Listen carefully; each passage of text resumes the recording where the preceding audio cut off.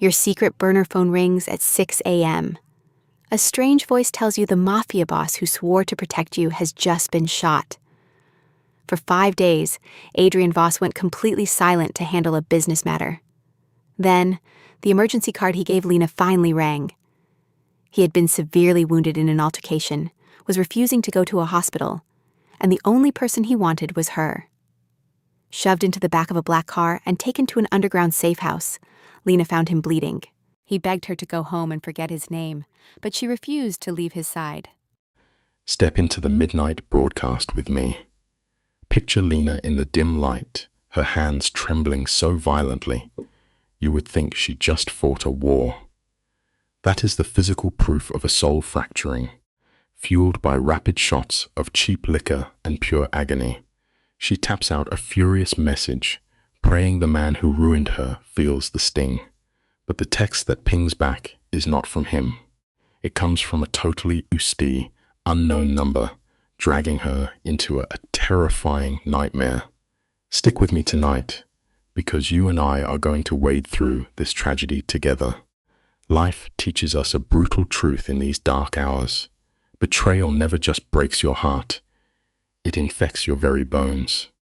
Take a breath and subscribe to the channel as we break down the anatomy of this deep, tragic heartbreak. Take a second to subscribe, turn on your notifications, and tell me where you are listening from tonight. Grab a warm coffee and let us set the scene. This nightmare begins with a sickening shift in the air. The fragrance drifting through their apartment is not the expensive cologne Marcus wears. It is heavy, violently sweet, and undeniably floral. The lingering perfume of another woman. Lena simply stands there, completely frozen in the bedroom doorway, clutching a warm takeout bag after an exhausting commute. She is trapped in the paralyzing hold of deep denial. Let this heavy life lesson sink into your soul. The most brutal, life-altering truths do not kick your door down with a loud scream. They creep into your safe spaces through absolute terrifying silence. That warm container in her trembling hands is filled with his favorite dinner. Watch her face as a crushing wave of reality hits. Her exhausted mind suddenly unearths every tiny lie and late-night excuse she had buried for months. She barely chokes out his name, her throat tight with pure adrenaline. Over the soft hiss of the shower, Marcus calls back with a sickeningly casual tone.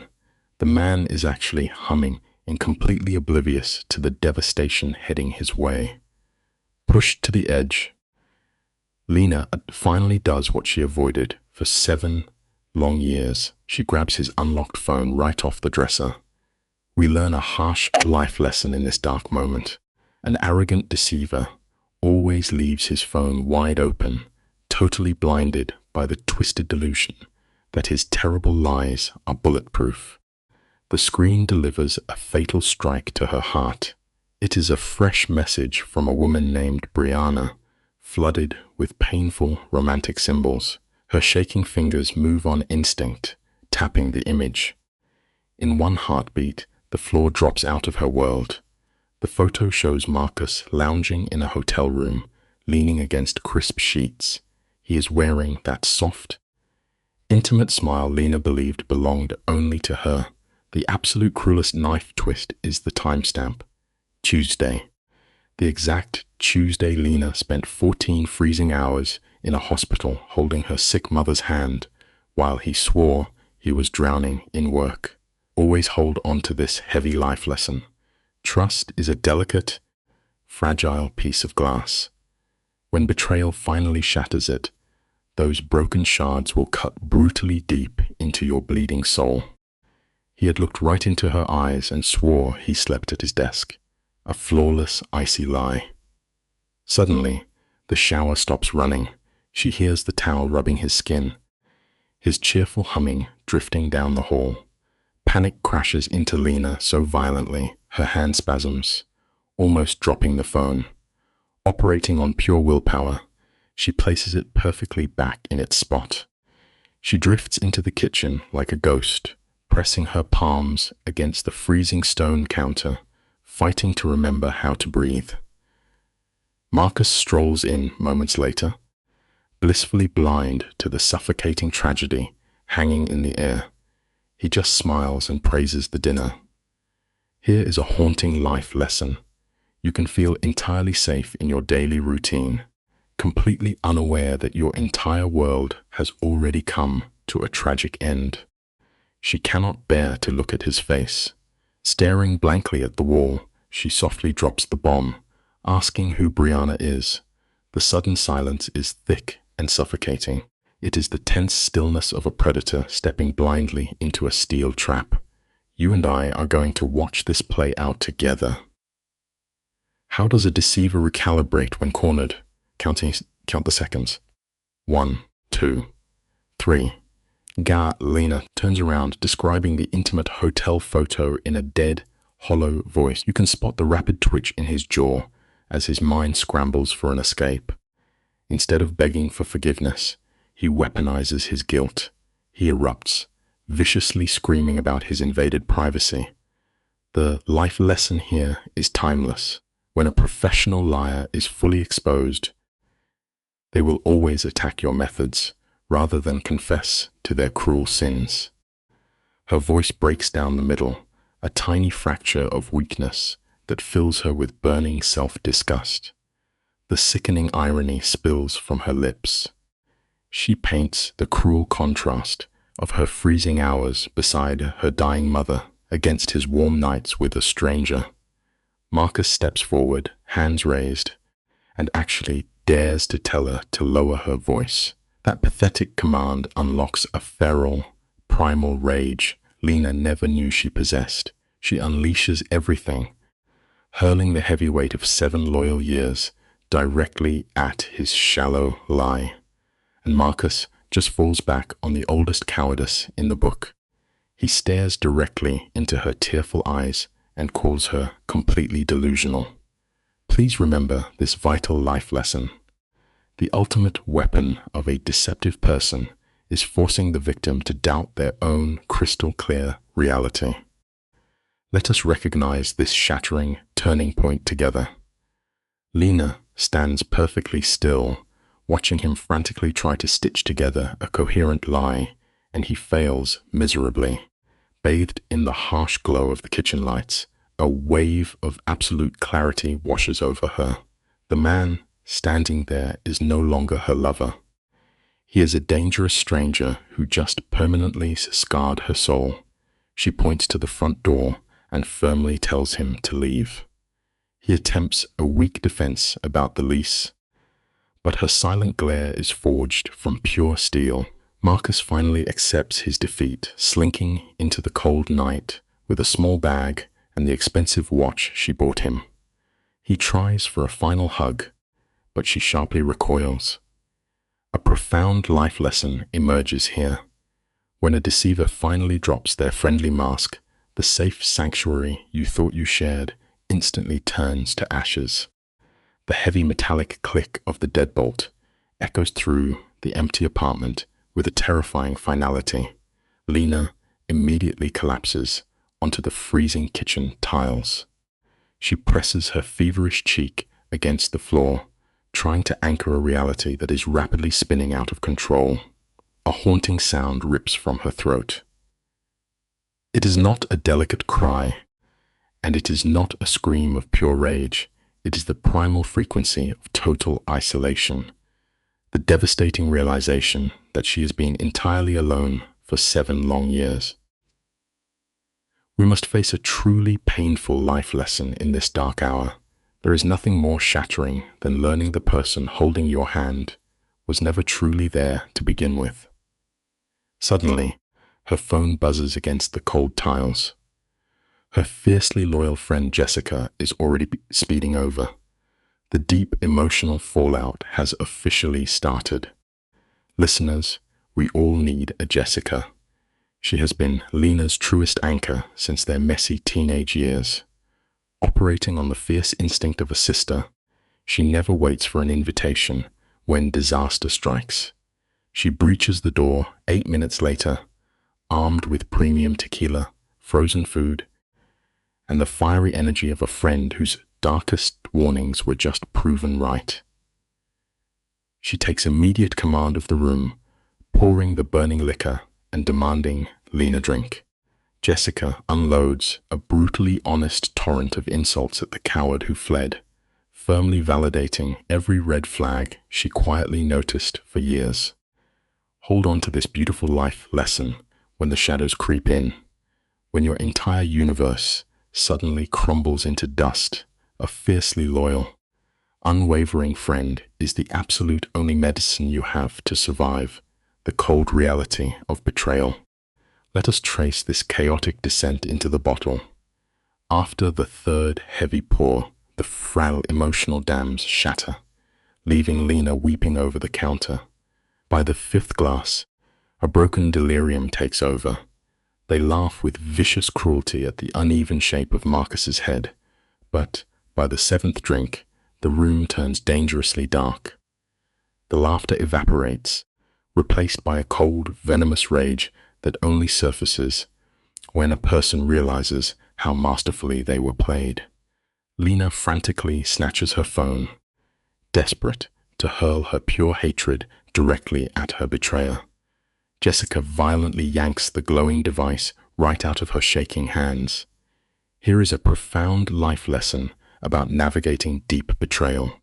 Sometimes we desperately need a true friend to physically stop us from swallowing the terrible poison we intended to pour for our enemies. Picture this tragic wreckage with me. Lena is completely shattered, drowning in tears and burning liquor. She stares at Jessica, insisting that if she does not type out the venom festering in her chest, it will literally eat her alive. She swears she is just writing the words to release the heavy pressure, promising she will never hit send. Jessica carefully steps back, watching Lena like she is holding a live explosive. Lena is violently shaking as her fingers hammer out the most savage, crushing message imaginable. She curses the coward who broke her and begs the universe for brutal karma. We focus in on her trembling thumb, hovering dangerously close to that bright blue button. The life lesson here is absolute. Bottling up intense anger will slowly poison you, but the second you press send, you fire an unstoppable weapon you can never take back. Picture this with me, the exact moment a life quietly derails in the shadows. Just one nervous slip of Lena's thumb, and the text vanishes, swallowed by the cold digital void. There is absolute no taking it back. Jessica watches the phone cast a pale light across the room, trying to brush it off as some twisted karma. But look at Lena. The city's background hum fades into dead silence. The screen's blue glow catches the raw terror freezing her exhausted eyes. Why? Because the number attached to that desperate message does not belong to the toxic ex who broke her spirit. It is a completely random string of digits, a total ghost. It brings us to a harsh, inescapable truth. One single careless mistake in the dark can easily kick open a dangerous door you never even knew existed. The screen shows 10 random digits staring back, and Lena's fragile reality simply snaps. Her voice cracks like dry wood as she confesses to Jessica that the furious text landed in a stranger's hands. Jessica rushes over, gripping Lena tightly to keep her from unraveling. She spins a soft lie, whispering that it is just someone asleep who will delete the message tomorrow. For 11 agonizing seconds, a heavy silence hangs in the air. Lena lets out a shaky breath, desperately buying into this fragile illusion of safety. But the universe is rarely that kind. The silence shatters. The phone vibrates. Both girls instantly freeze in pure, suffocating panic. Here is the simple life lesson. Closing your tired eyes to a massive mistake never actually makes the nightmare disappear.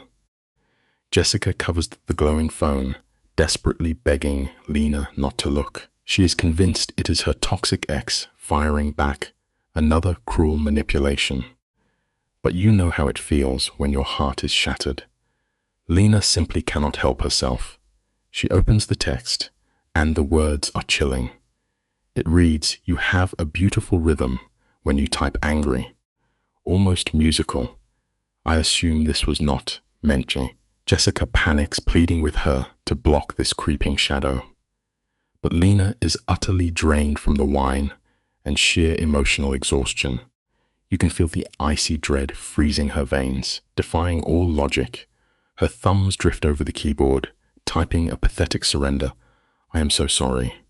Here is a tragic life lesson. Sometimes, out of pure vulnerability, we willingly whisper to the exact darkness that aims to destroy us." Let us linger here, because this is where the unseen trap finally snaps shut. Lena sends her desperate excuse into the night, blaming the alcohol and swearing she meant to blast her ex. 3 agonizing seconds drag by. Then, the stalker drops a devastating blow. I do not forget much, Lena. Seeing her own name glowing on that screen drains every drop of blood from her face.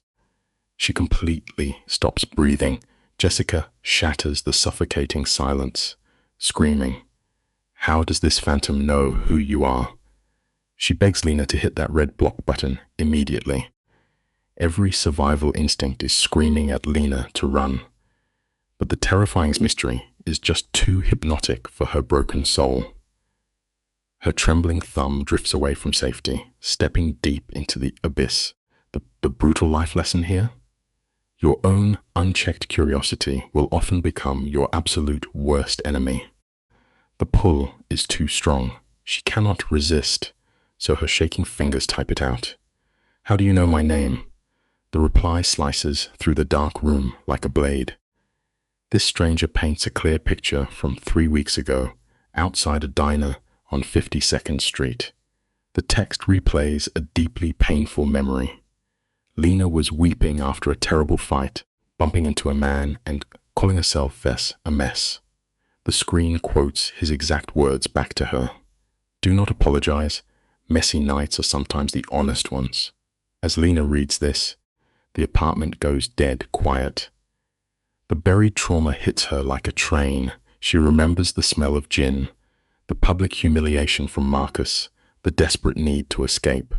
Listen in closely, because this life lesson is vital. The painful emotional wounds you refuse to heal from will always make you a prime target for the predators waiting in the shadows. That buried memory snaps into terrifying focus. She can practically feel the rough fabric of his coat against her skin again. She remembers a calm voice offering a sliver of kindness right before her toxic ex violently grabbed her arm. Lena looks up at Jessica, pale as a ghost, and drops the sickening bombshell. She actually met this phantom. Jessica is losing her mind, demanding to know how a random sidewalk bump ends with a stolen phone number. Before they can process the horror, the screen lights up again. "Breathe, Lena. I am not going to hurt you." This twisted stalker can literally see her hyperventilating in real time. The phone slips from her trembling fingers and hits the floor with a heavy thud. Pay attention to this hard life lesson. You will never find genuine safety by blindly trusting the hidden motives of an unknown, self-appointed savior.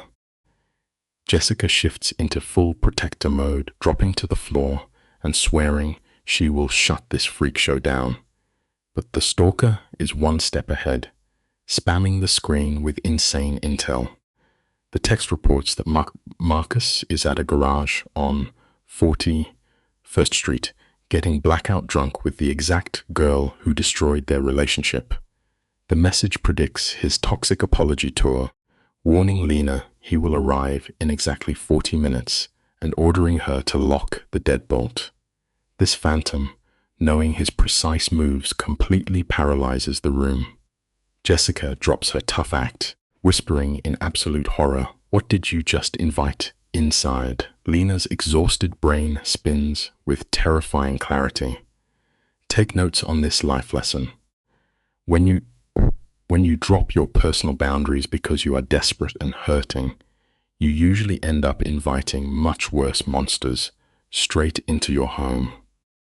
You and I need to unpack this nightmare together.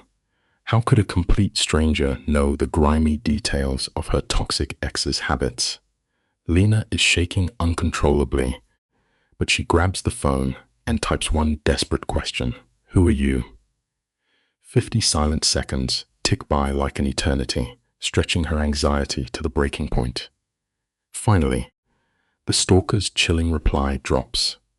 He admits he has been quietly watching her suffer from the shadows for 3 entire weeks. He orders her to lock the doors, acting like he is the only soul who truly understands her agony. The screen goes black at exactly 11:47 p.m. 37 minutes later, a heavy fist starts violently pounding on her apartment door. Memorize this brutal life lesson. The people who show up claiming they want to save you are usually just looking for a way to own you completely. The man trying to bust down that door is exactly who you think it is. Marcus is hammering on the frame like an entitled maniac. You can hear his slurred voice using old manipulative nicknames, trying to pry his way back into her life. Jessica leaps into action, dragging a paralyzed Lena away from the entryway. But look at Lena's eyes. You can see that deeply ingrained toxic conditioning kicking in, that terrifying urge to give in to the man who constantly ruins her peace. Jessica grabs her shoulders, dropping a massive reality check. She reminds her that the unseen stalker perfectly predicted every detail of this exact nightmare. Knowing an invisible phantom is actively orchestrating the night freezes Lena's blood instantly. She cannot move. Here is the ultimate life lesson. Crawling back to the exact person who shattered you is never going to put your broken pieces back together. Let us appreciate the sheer madness of this setup. A faceless stalker somehow understands the dark patterns of the man Lena loved better than she ever did. Out in the hall, Marcus launches into a pathetic lie, screaming through the wood that he can see her bedroom light on. Lena shrinks back against the wall in panic, but Jessica is locked in and shuts that manipulative garbage down instantly. She reminds Lena that her window faces a solid, blind brick alley. It is just another cheap, calculated lie designed to break her boundaries. Jessica signals for dead quiet, praying this raging loser will exhaust himself.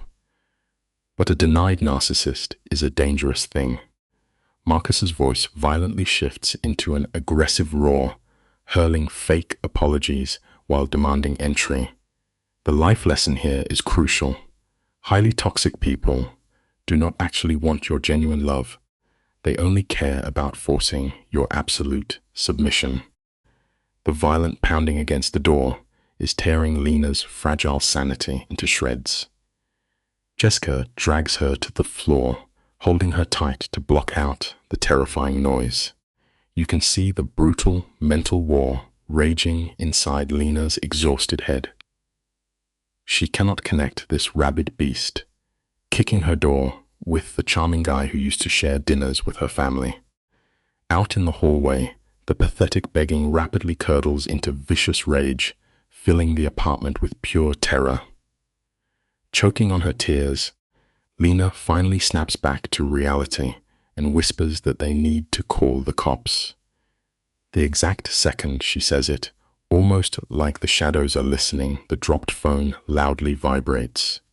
Jessica furiously begs her not to look. Lena looks anyway. The life lesson here is huge. True maturity means accepting people for the terrible actions they show you today, not the comfortable illusion they faked in the past. Look closely at this glowing screen with me, because everything changes right here. The text drops a horrifying threat. It reads, "Do not call the cops. A cleaner is already there, and the trash will be taken out in under 4 minutes. Stay away from the door. The terrifying gravity of those cold words totally wrecks Lena. Her legs give out, dropping her heavily against the baseboards. She stammers this terrifying truth to Jessica, whose face twists into a mask of pure dread. This is not just some weird digital troll. This is an executioner stepping right into their fragile world. Jessica lunges across the carpet, desperately trying to snatch the phone, screaming about the grim reality of the news to break the trance. Here is a simple, meaningful life lesson to leave you with. When we blindly accept dark, easy fixes to numb our deepest pain, we usually end up becoming the ultimate victim. Picture this with me, friends. We are standing in a room that feels like it is holding its breath. Jessica is backed against the glass, the amber glow of a street lamp slicing across a face pale with pure dread. She desperately begs Lena to stop romanticizing this phantom, but reason is already gone. How do you argue with a shadow who predicted Marcus arriving down to the exact second? Outside, Marcus screams, throwing a sloppy, drunken fit, and then nothing. The silence drops like a heavy, suffocating weight. It brings us to a simple, meaningful life lesson. The things we cannot hear are always far more dangerous than the loudest screams. Both women just stand there, completely paralyzed, entirely at the mercy of the unseen. Out in that dim hallway, the entire atmosphere shifts from pathetic to lethal. The sloppy stumbling is gone, replaced by the heavy, synchronized thud of boots on cheap carpet. It is the slow, deliberate rhythm of men who have never known fear. A voice deep enough to rattle the plaster politely informs Marcus his night is finished. Desperate to cling to his fragile ego, Marcus takes a wild swing. A muffled grunt escapes, followed instantly by the sickening crunch of bone slamming hard against the drywall. It is handled with the dull routine of a man moving a heavy sofa. It leaves us with a necessary, simple life lesson. False pride means absolutely nothing when it comes face to face with true, quiet power. Just like that, the monster at the door is gone.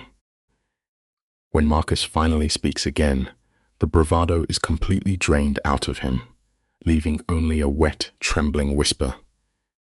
Two nameless men herd him down the hall like a stray dog caught in the rain. We hear the heavy gears of the elevator grind open, swallow their cargo, and sink into the dark shaft below. Inside the apartment, Jessica drops to her knees, paralyzed by the adrenaline fading from her blood. But before Lena can even process the quiet, her phone lights up the dark room like a match. A new text. The invisible man on the other end calmly assures her that the mess has been swept away. Here is a simple, meaningful life lesson for you. Absolute power rarely ever needs to raise its voice to make you fall in line. Let us step closer and watch the exact second Lena begins to shatter. The screen glows blue against her face, demanding she get some rest and pretend the men outside were just building security, running on pure, terrifying exhaustion. Her thumbs tremble over the glass as she types 3 desperate words. Who are you? The silence stretches until the name drops like an anchor. Adrian Voss. Panic surges through Jessica. She drops to the floor, begging for the laptop to dig up the truth. Lena hands it over, but her eyes are completely vacant. She is there, but she is gone. It shows us a simple, meaningful life lesson about our fragile hearts. Sometimes, the body has to completely disconnect to survive the cold shock of what the mind refuses to accept. The glare of the laptop screen paints the dark room in cold, harsh light, dragging the terrifying truth out of the shadows. The headlines read like a nightmare. A fallen patriarch. A ruthless son inheriting a brutal empire. He owns the streets Lena walks on every single day. Jessica dares us at the screen, her face twisted in the primal panic of a bird realizing the cage is locked. But Lena leans in closer, fixated on a single photograph. The breath leaves her lungs, and her skin turns to ice.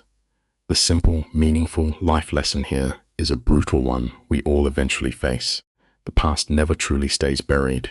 Those cold, piercing gray eyes, staring back from the screen, do not belong to a stranger. They belong to a man whose gaze she has met before. The memory pulls her under like a riptide. 3 weeks ago, a dim restaurant, a spilled drink, a clumsy apology. She remembers looking up into those exact same gray eyes, completely unaware of the darkness hiding behind them. He had smiled and told her that the messy nights are sometimes the most honest ones. Now, trapped in her own living room, the weight of that memory hits her chest like a speeding train. Lena drops to the cold floor next to Jessica, burying her face in her hands. A broken sound rips from her throat, half laugh, half sob. We must learn a simple, meaningful life lesson the hard way. Innocence is just a fragile illusion. The human heart completely breaks when it realizes a monster has chosen it for a prize. The trap is sprung. The reality of her mistake wraps around her throat, choking out the air. I sent a text to him, she whispers, the words cracking as they leave her lips. He sent men to my door. Jessica grips her shoulders, desperately trying to build a fortress out of denial. She tells Lena to call in sick, lock the deadbolt, and wipe the night from her memory. It is a deeply human instinct to just turn your back on a raging fire and pretend it is completely dark. But throwing a bolt does nothing when the phantom is already under your skin. Here is a simple, meaningful life lesson we must all face. You cannot build a physical wall against a predator who has already mapped out the fragile rooms of your mind. The invasion is silent, and it is totally complete. Jessica tries to patch the bleeding fear with a thin joke, promising to drag Lena down the rusted fire escape if the door handle so much as clicks. It pulls as a faint, exhausted laugh from Lena, a tiny release of pressure. But the midnight hours are cruel, my friends. Once Jessica leaves her to the dark, the real psychological torment takes root. Lena lies completely frozen in bed. The phone rests on the mattress like an unexploded bomb. Every single sound in the building morphs into a threat. A pipe groans. A car tire hisses on wet asphalt. She tries to separate the normal from the deadly. Here is a simple, meaningful life lesson we all learn. Fear is a terribly lonely room, and true captivity begins the moment you stop trusting your own ears. At 3:14 in the morning, the digital thread pulls taut. Her phone vibrates against the sheets. 2 minutes later, it hums again. Are you awake? Lena?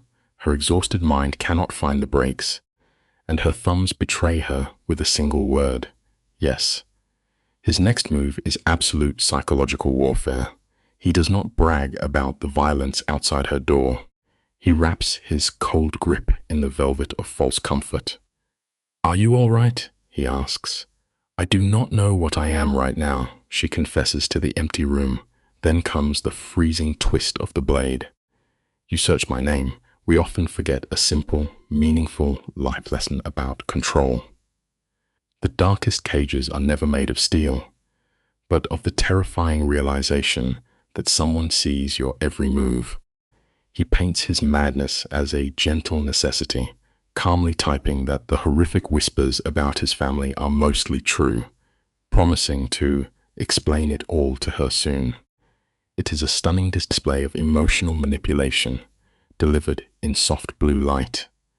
And right here is where the tragedy catches its grim rhythm. Despite every alarm bell screaming in her blood, a broken piece of her soul feels a strange magnetic pull toward the dark. For the first time, she feels truly seen.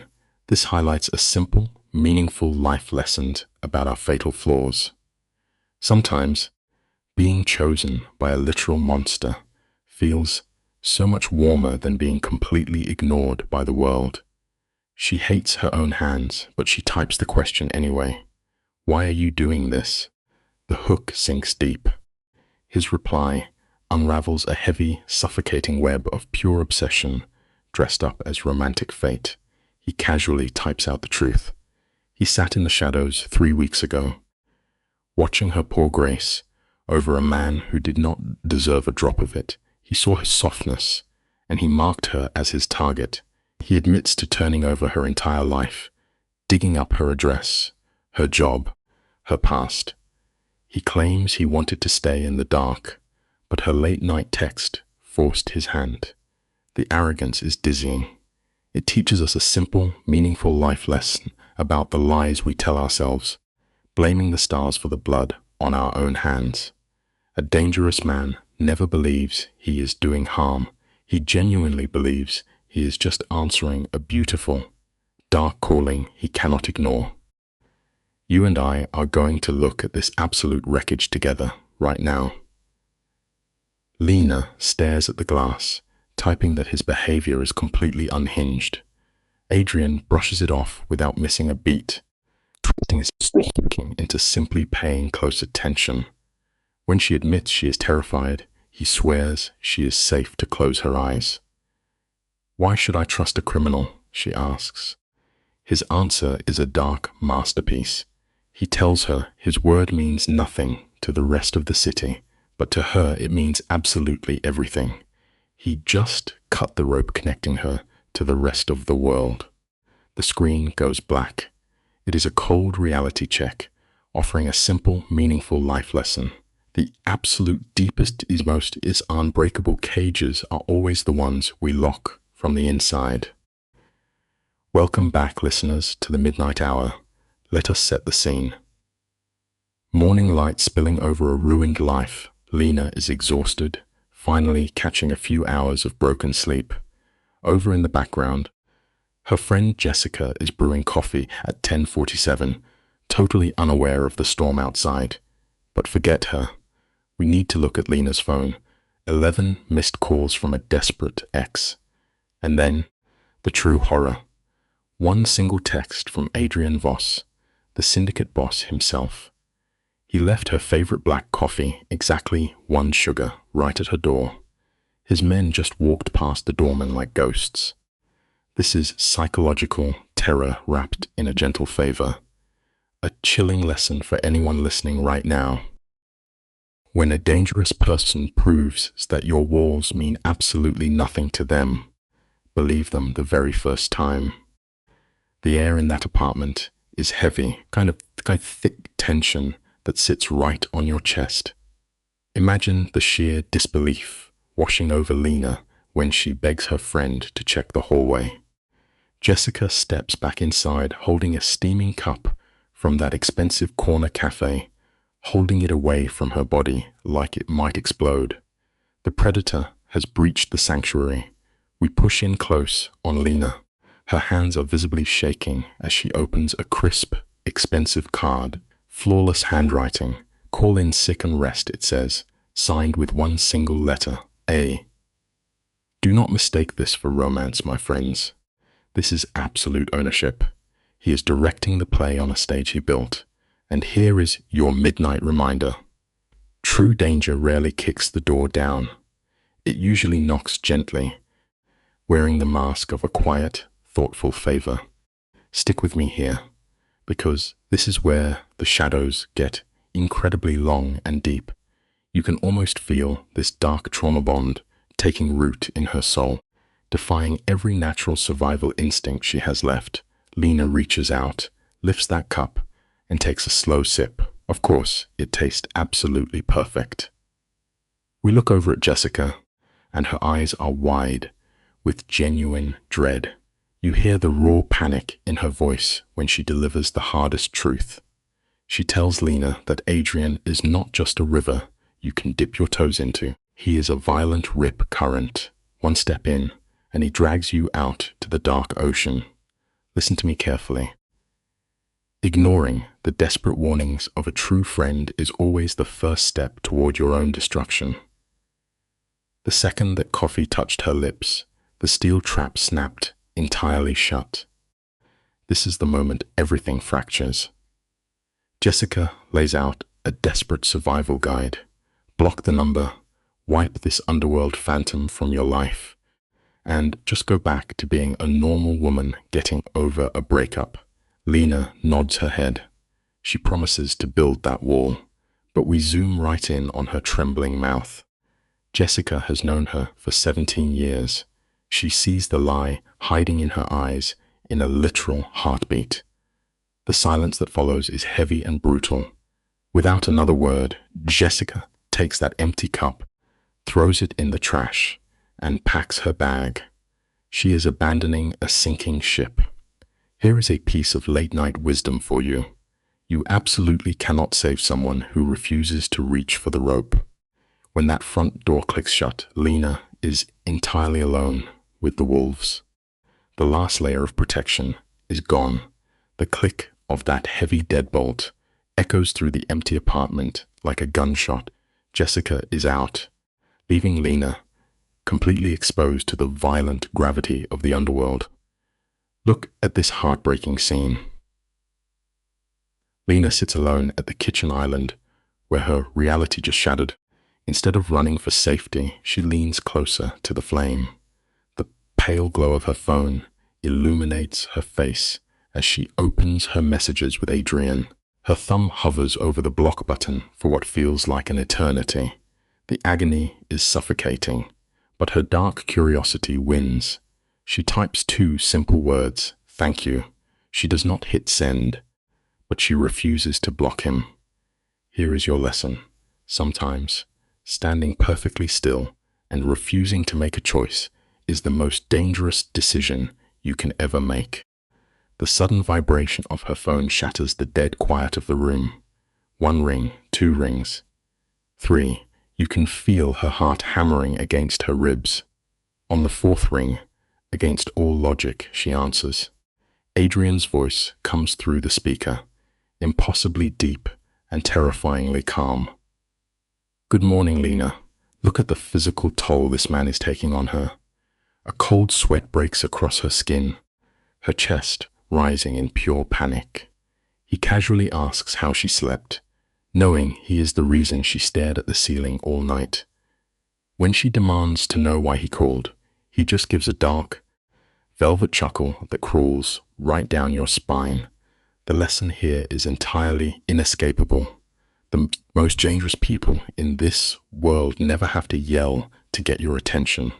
They simply sit back in the shadows and wait for you to finally listen. You and I need to pay close attention because what happens next is pure psychological warfare. Adrian casually mentions he knows she was frantically searching his name at 3 in the morning. Boom. Her illusion of privacy is entirely destroyed. She tries to fight back, her voice shaking as she openly calls him a criminal boss. But he smoothly sidesteps the accusation, acting like a quietly misunderstood businessman carrying a rough reputation. Look at those heavy, exhausted shadows under Lena's eyes. You can literally watch the fight drain out of her shoulders. In a tragic moment of defeat, her voice cracks and she admits she needs to tell him something. It is a harsh and brutal reality. Pure, overwhelming exhaustion will often make us unlock our doors for the exact toxic monsters we should be running away from. Picture this dynamic because we have all seen this kind of tragic dance. Lena scrapes together the last piece of her broken dignity. She announces she is blocking his number, offering a weak thank you for scaring off her toxic ex. She is trying to end the story right here.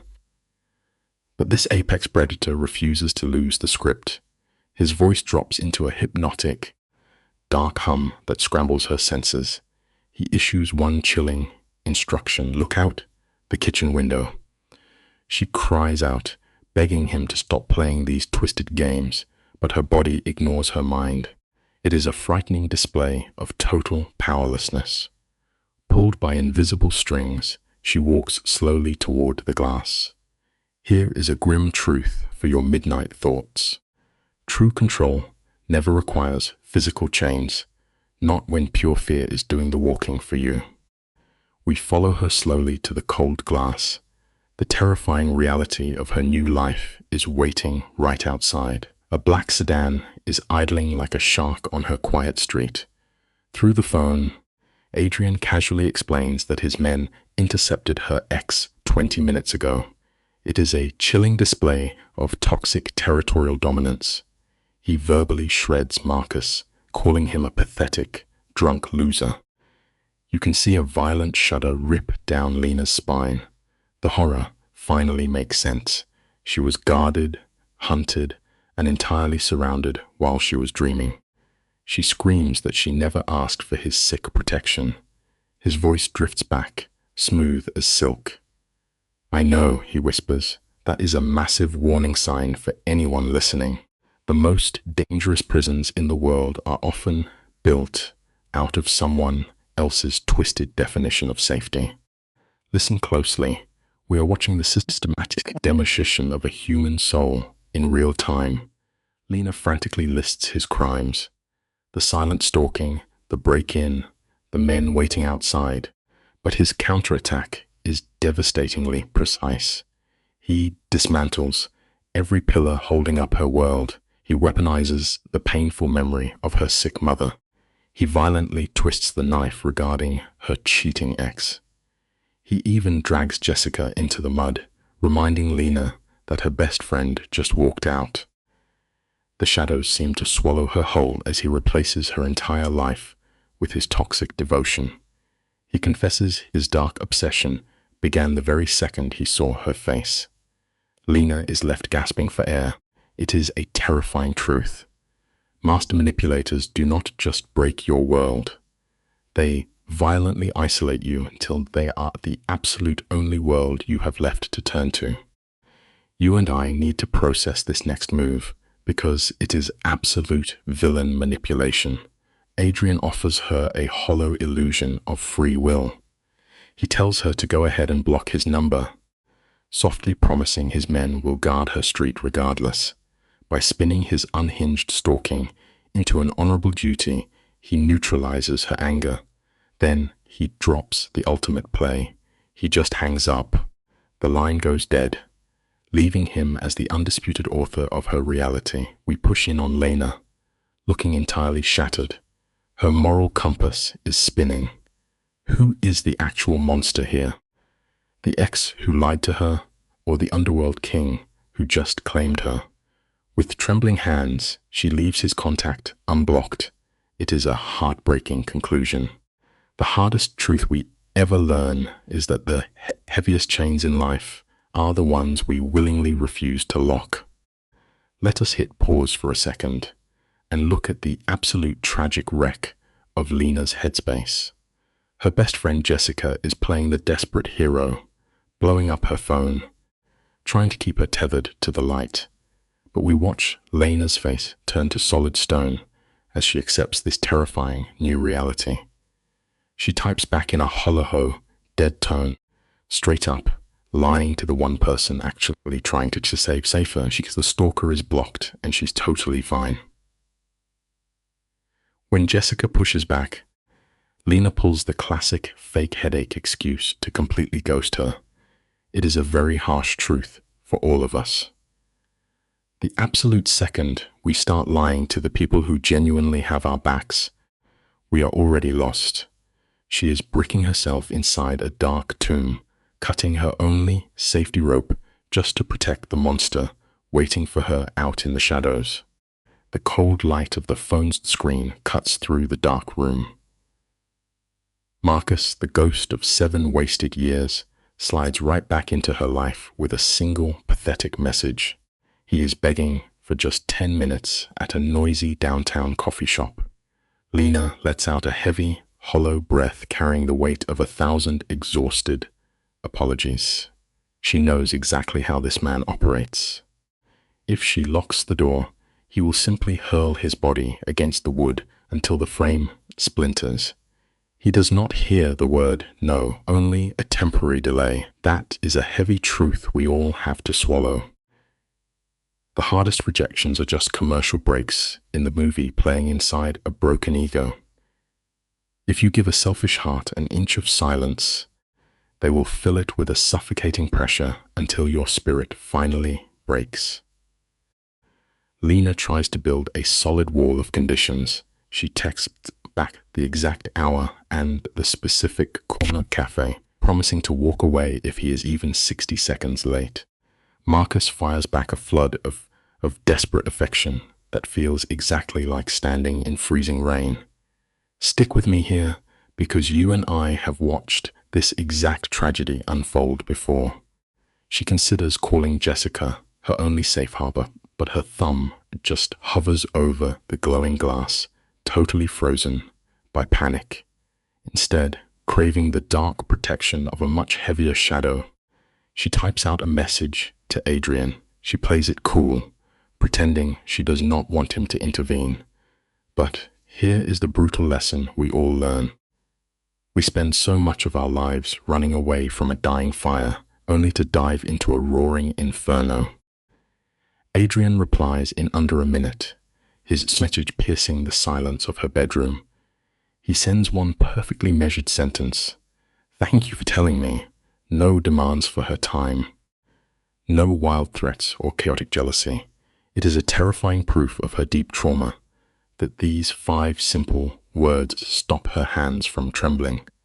They offer a dark comfort no healthy romance ever could. The next few hours bleed into a thick, gray fog. She lies perfectly still, staring at the ceiling shadows, completely numb. When the hour arrives, she buries herself inside a heavy wool coat, praying the city swallows her whole. She claims a seat by the frosted cafe window. Life always loves to teach us this cruel joke. The agonizing hours spent waiting for the misery to arrive are always worse than the blow. The misery begins under the humming fluorescent lights of the cafe. Marcus walks in 8 minutes past the hour, a very deliberate test of her remaining boundaries. He plays the shattered lover to absolute perfection. His hair clings to his forehead, his eyes carry a heavy red rim, and his shoulders slump like a defeated soldier. He reaches his hand across the table, desperate to pull a spark from their dead history. Lena recoils instantly, her spines locking straight against the hard chair. Right on schedule, the heavy, practiced tears begin to fall. For 7 long years, this routine would have forced her into his arms. Not tonight. It is a strange lesson of the human heart. Sometimes it takes a terrifying new darkness to make you bulletproof against the pathetic ghosts of your past.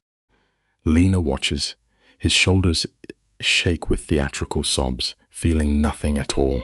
His crying is just background noise now, like watching a tragic film about a stranger. Starved of her sympathy, Marcus panics. He turns nasty, attacking the woman he cheated with, using his own artificial loneliness as a weapon.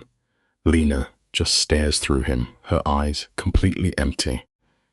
She quietly reminds him that while he was busy in another bed, she was sitting in a hospital room, praying her mother would survive the night. He begs, tossing out cheap promises of change. But her heart is locked shut. Here is a simple truth we all must face.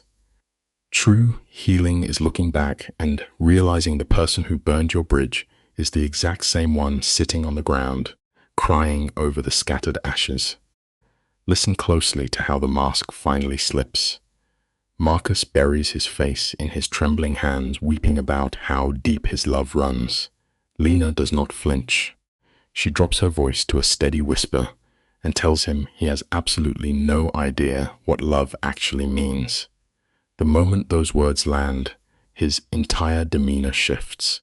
The pathetic whimpering dies in his throat, replaced instantly by a cold, frantic paranoia.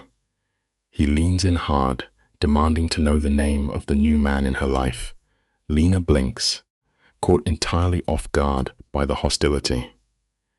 He starts muttering about two massive men he saw outside her apartment building the night before. This is a bitter reality we ignore at our own peril. The desperate need to control another human being usually hides behind the fragile mask of a broken heart. Who is he? That poisoned question hangs heavy in the smell of roasted coffee. Every alarm bell in her mind starts ringing, her pulse hammering against her ribs. Even as her face remains an absolute stone wall, she softly tells him she is alone. He immediately spits out that she is lying. Lena leans forward, her voice turning completely dead. She tells him that even if she found a new lover 5 minutes after he walked out, he lost just the right to ask about it on Tuesday. This is a quiet fact of life we all learn eventually. Poking at a fragile man's pride is like begging for a thunderstorm. The weeping victim disappears right before her eyes. His jaw clenches tight, twisting his mouth into that familiar, terrifying sneer. "Do not play games with me," he whispers, the threat hanging thick. He is drowning in the fear of looking like a fool, terrified that his girl traded him in for a heavy hitter from the city. Lena meets his angry stare and tells him they are completely finished, dropping the final lock on their history. She grabs her dark coat, ready to walk out and never look back. That is the exact second his temper breaks loose. His hand snaps out like a trap, locking his fingers around her fragile wrist. He does not want to break the bone, just remind her who holds the physical power. The noisy cafe fades into total silence. Looking down at his white knuckles, she goes entirely numb. We spend years sharing a bed with strangers we never truly knew. "Sit down right now," Marcus barks, his tone pure poison. She barely manages to breathe as she begs him to let her go. "You and I have unfortunately seen this dark part of human nature before." A woman nearby stares into her cup. An older man lowers his paper to watch the show. The room is frozen in polite cowardice. It is a harsh truth. When a predator corners you in public, the world usually turns to stone and leaves you to fight alone. But tonight, the universe throws a massive shadow over the table. A heavy leather glove clamps onto the shoulder of Marcus, pressing into the muscle with terrifying weight. The hand belongs to a towering figure in a black overcoat. "Sir," a smooth, deep voice murmurs, "let go of the lady right now." Marcus violently twists his head. His angry face melts into absolute shivering dread. He drops her wrist immediately. The devil himself, Adrian Voss, has arrived. Adrian stands carved from marble, radiating a cold, suffocating authority that makes the room hard to breathe in. His dark hair is immaculate, and his hollow grey eyes drain every ounce of warmth from the cafe. Flexing absolute control, Adrian does not even glance toward Lena. His predatory focus is locked entirely on the trembling man in the chair. "Mr. Fdebel," he whispers, his voice carrying a lethal promise, "stand up." Marcus stumbles over his tongue, trying to find a tough reply, but the heavy gravity of Adrian presses him flat. "Stand up." Marcus rises to his feet like a puppet. Here is a quiet lesson in true dominance. Real power never raises its voice. It simply expects the world to obey. Adrian calmly tells him to walk out the door and permanently disappear. "Are we clear?" Adrian asks, his tone like cracked ice. Marcus inflates his chest, searching for one shred of lost pride. Adrian does not blink. He merely repeats the exact question, wrapped in a horrifying graveyard stillness. "Are we clear?" Lena sits quietly and watches the grand illusion of her terrifying ex shatter into dust. The monster who haunted 7 years of her life shrinks into a pale, shaking child. "Yeah, we are clear," Marcus chokes out.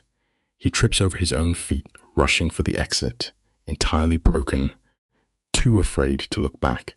The suffocating dread in the room lifts like magic. Strangers go right back to sipping their warm drinks. It is chilling how quickly the world will ignore the living demons walking right past them. Adrian finally turns those dead eyes back toward Lena.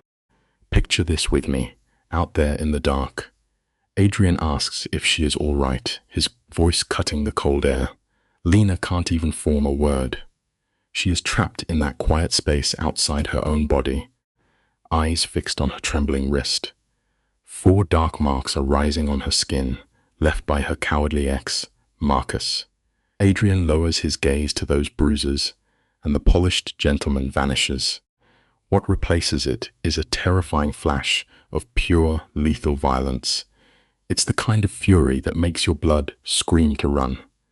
She's staring at the real monster beneath the coat. She whispers that she's fine. He replies, dead flat, that she isn't. Sometimes the hardest thing in this life is simply admitting you are hurting, especially to the person who terrifies you the most. Adrian hits back with chilling logic, his tone perfectly steady. He tells her that sending him her location was an invitation, not a boundary. When her legs refuse to work, he simply decides they're going for a walk. He steps close, resting his heavy hand gently on her lower back. There is zero force, only a terrifying illusion of absolute safety. A sickening twist hits Lena when she realizes his touch isn't triggering her panic at all. You and I need to look closely at this moment. The most fatal mistakes in our lives usually happen when a predator makes us feel completely safe for just one fragile second. They drift down the freezing avenue until a black sedan rolls silently to the curb. Get in, he commands. Her internal alarms finally scream, and she flatly refuses. Adrian locks his gaze onto Lena, performing a cold takedown of her fear. The neon streetlights catch in his dark eyes as a faint smile breaks his frozen face. Smart girl, he murmurs, his voice a velvet rumble that rewards her survival instinct. This is exactly how a hunter builds the illusion of a sanctuary. With a quiet wave, his car slinks away into the fog. He offers to walk her home instead, swearing he'll ask for nothing else. Her breath turns to smoke as she asks why she should ever trust his word. Because where I come from, it's the only thing that does, he replies. It's a chilling confession of his violent world. The simple truth we learn tonight is that just because a bad man follows his own strict rules, it never means he possesses a single ounce of real morality. They walk for 2 agonizing blocks, the freezing wind hiding how badly Lena is shaking. He grabbed my wrist, she whispers to the concrete, unable to look him in the eye. Adrian offers a mathematically smooth confirmation. He'd seen the entire thing. As she vents about the crowd doing absolutely nothing, the chilling reality finally hits her. You were in the shop the whole time, she breathes, her voice trembling. He stood in the shadows, willingly letting her toxic ex cross the line, just so he could play the perfect hero. That is completely insane, she gasps. Yes, he agrees instantly, his voice carrying zero shame. A broken laugh tears from her chest. We must always remember this vital lesson. Question the true motives of anyone who comfortably watches you suffer before they finally decide to step in and save you. I don't know what you want from me, she begs over the wail of a distant siren. Adrian stops under the amber glow of a street lamp. Slipping his hands into his heavy coat, he simply studies her. It is the detached gaze of a wolf evaluating a wounded deer, weighing the cost of keeping her alive. I don't want anything from you, he murmurs, puzzling off a masterclass in psychological control. He calmly lays out his rules. No dates, no touching, no debts. He promises to keep her safe and then vanish like smoke. Clinging to her sanity, Lena whispers that she doesn't believe a single word. That's all right, he replies, his face completely unfazed. The hard lesson we take away from this midnight drama is clear. When a dangerous person offers absolute protection for free, they're almost always secretly planning to steal your entire world. Then, what are you doing? She challenges, her knuckles turning white against her purse. The silence that drops between them is suffocating, heavy with the unspoken violence of his life. If you could see him in this light, you'd catch the tightening of his jaw, the hollow sorrow bleeding into his eyes. I'm trying to find out whether I'm still a man who can want something without taking it, he confesses. He's using her as a living test for his own monstrous restraint. That raw admission of predatory hunger paralyzes her. They walk the remaining blocks in dead silence. At her building, he keeps his distance, playing the perfect guardian.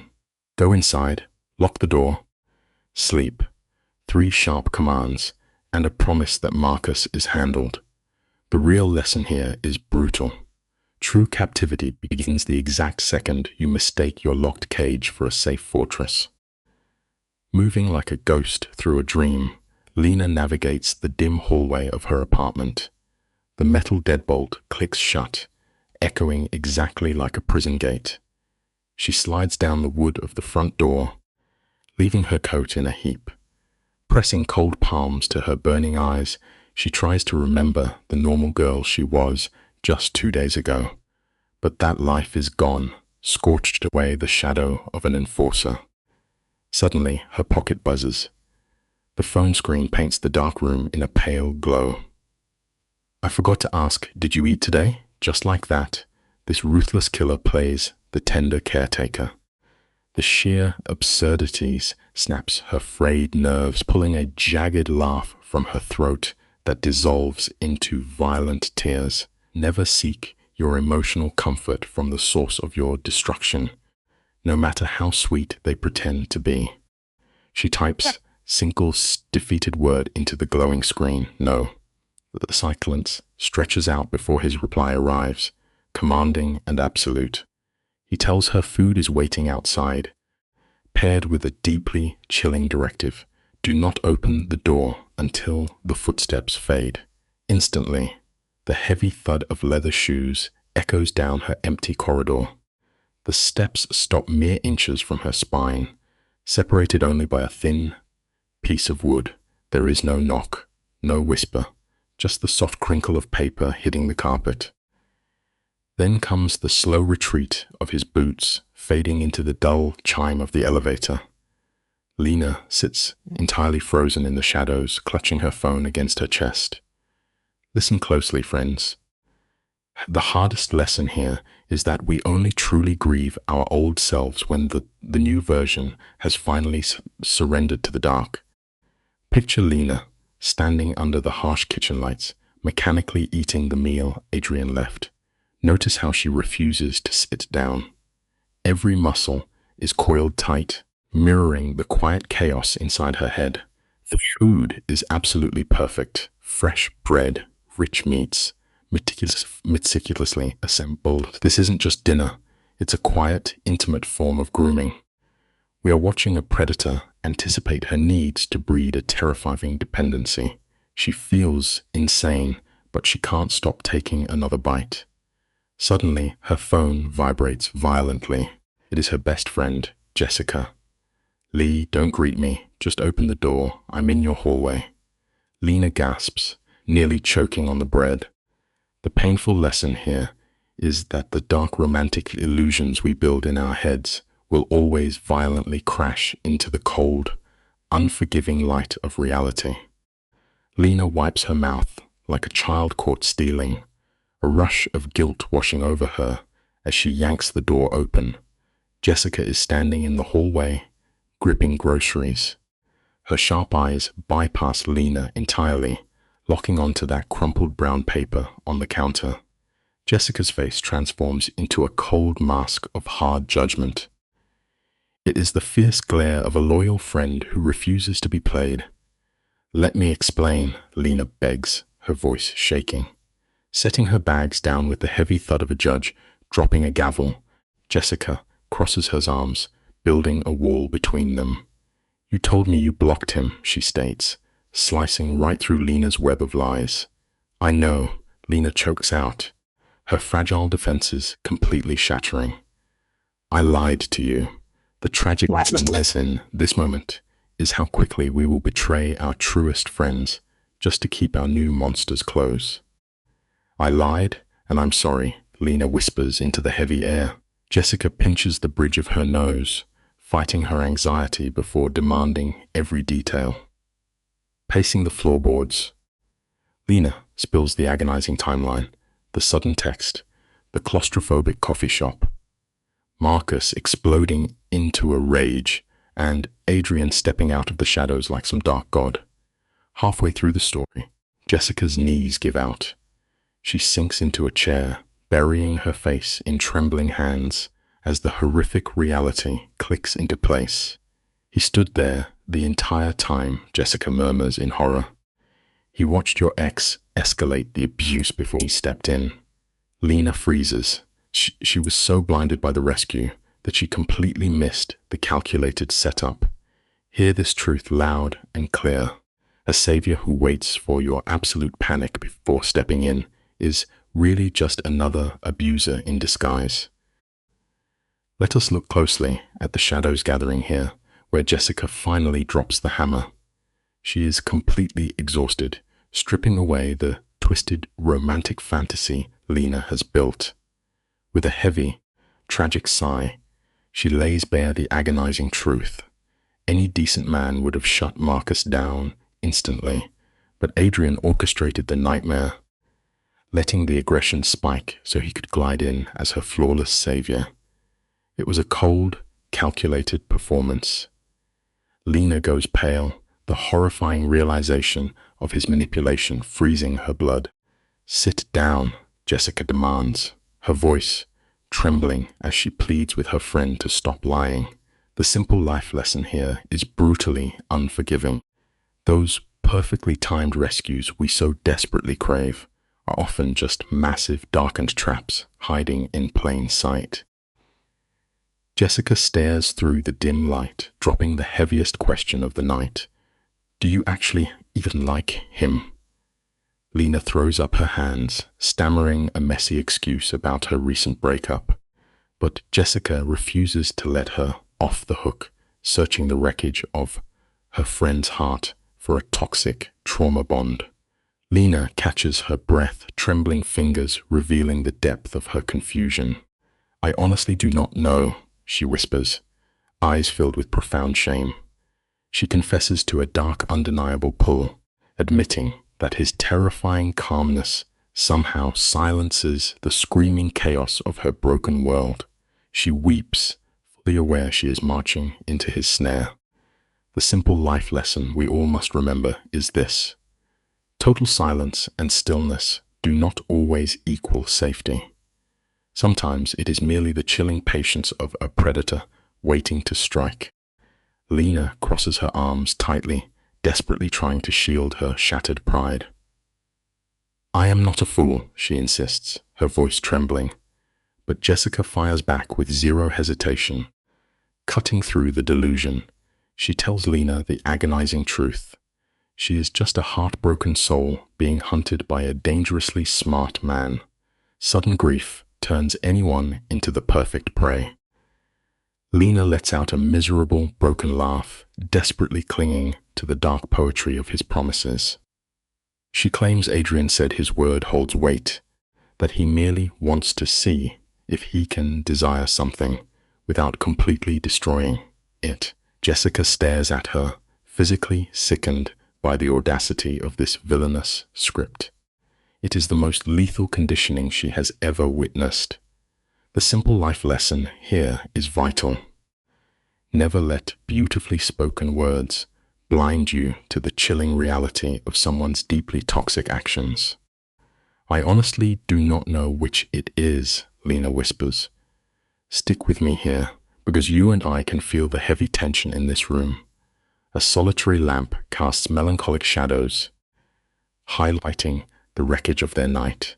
Between them sits a glass of wine, ticking down like a silent bomb.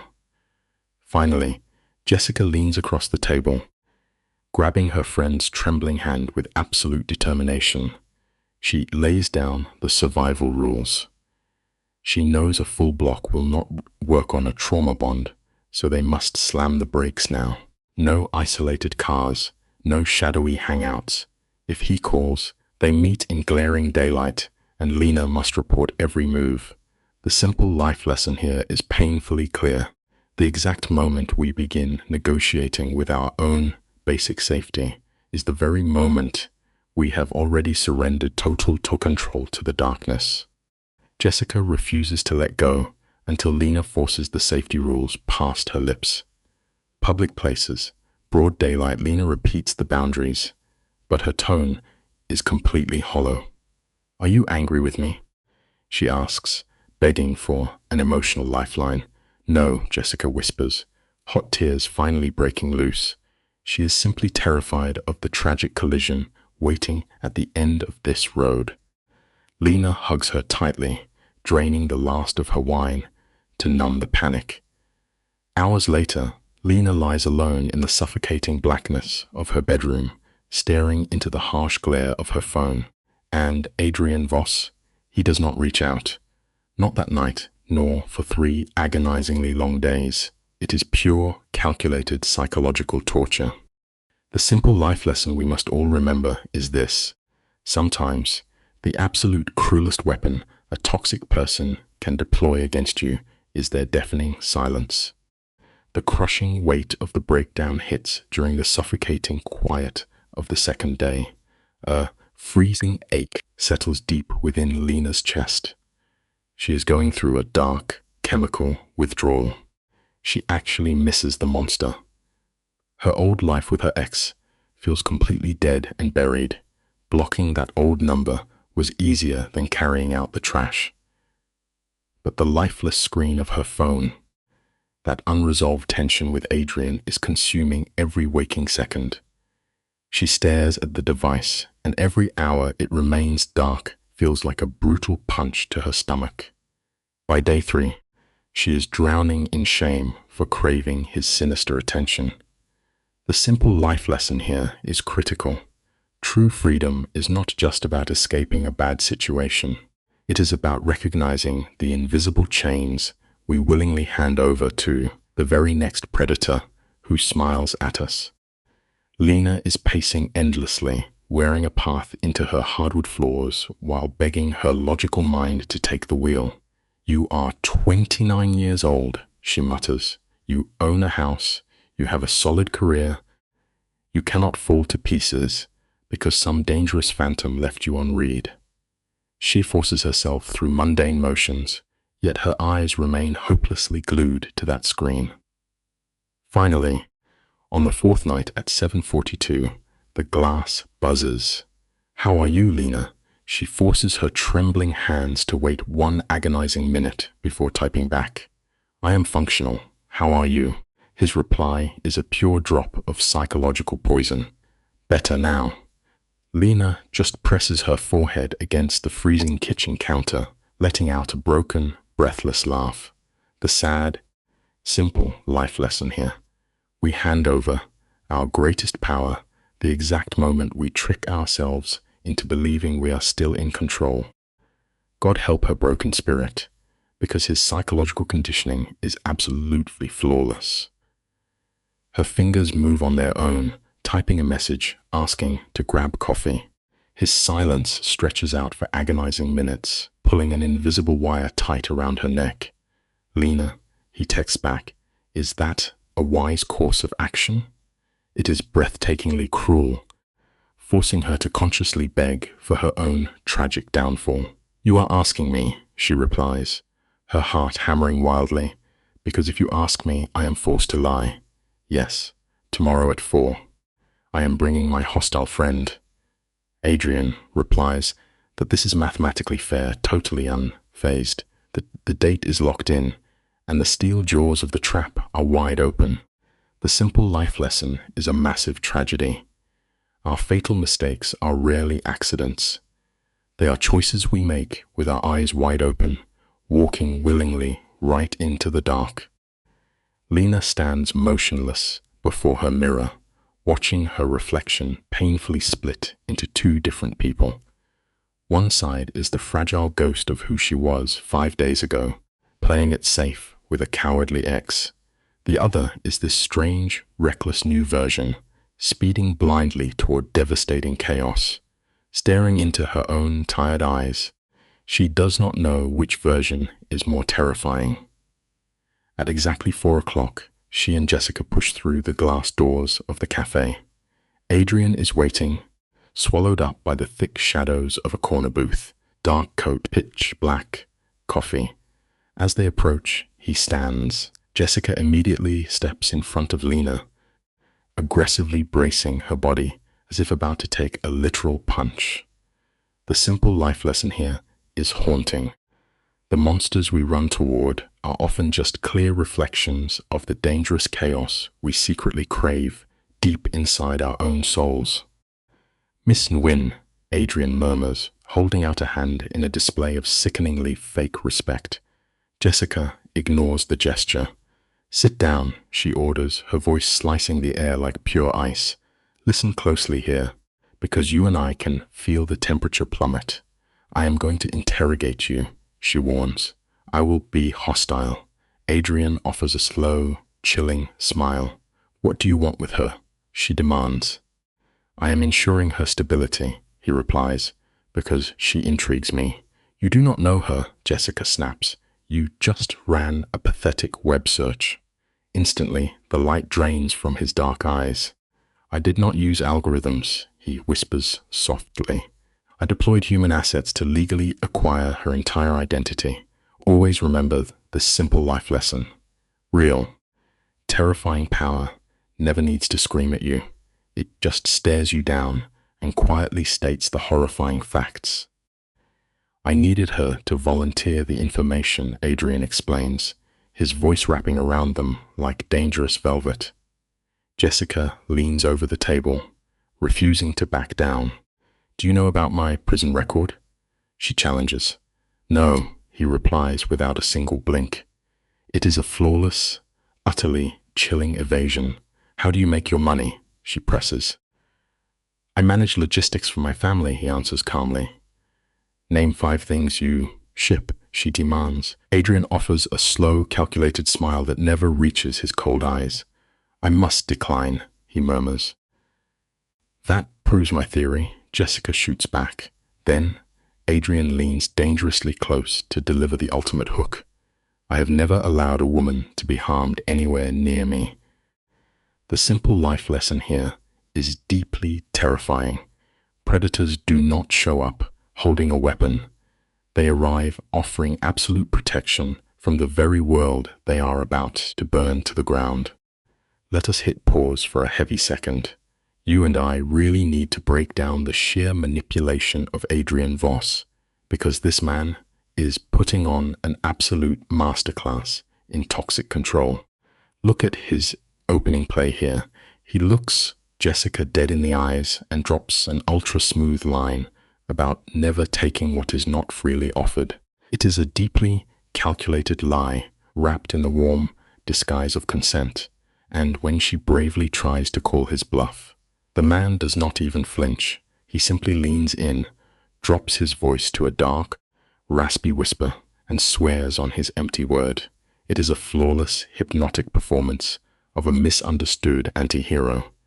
The simple life lesson here is written in bright red flags. The most dangerous predators in the world will never show up growling at your door. They will just smile, act like perfect gentlemen, and quietly hand you a fatal promise.